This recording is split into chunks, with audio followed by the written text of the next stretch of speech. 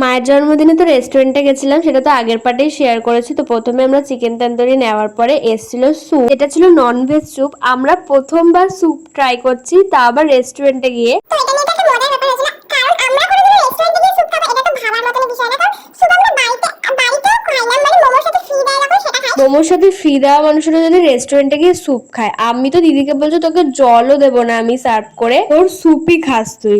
But যখন আসলো দেখতে তো অসাধারণ ছিল এবং খেতে অসাম ছিল, অসাম, দুর্দান্ত। তোমরাও একবার হলেও রেস্টুরেন্টে গিয়ে স্যুপ ট্রাই করতেই পারো, আমি তোমাদেরকে ভরসা দিচ্ছি। একটা স্যুপ দিয়ে আমরা কিরম ভাবে প্লেট গুলো দেখলেই বুঝতে পারবো কিরম ভাবে খেয়েছি আমরা। যা তা যাই হোক, পরের আইটেম গুলো চলে এসছে এবং মার ইচ্ছা ছিল যে কোনো রাইস খাবার, তাই জন্য আমরা নিই সেজওয়ান রাইস এবং ফ্রাইড রাইস, তার সাথে ছিল চিকেন রাড়া এবং দিদির ফেভারিট এবং আমার ফেভারিট, যেটা না নিলে তো হবেই না, মশালা কুলচা এবং চিকেন বাটার মশালা। এই কম্বিনেশনটা তোমরা জাস্ট ট্রাই করো। চলো আমি খাই রাইস দিয়ে চিকেনটা।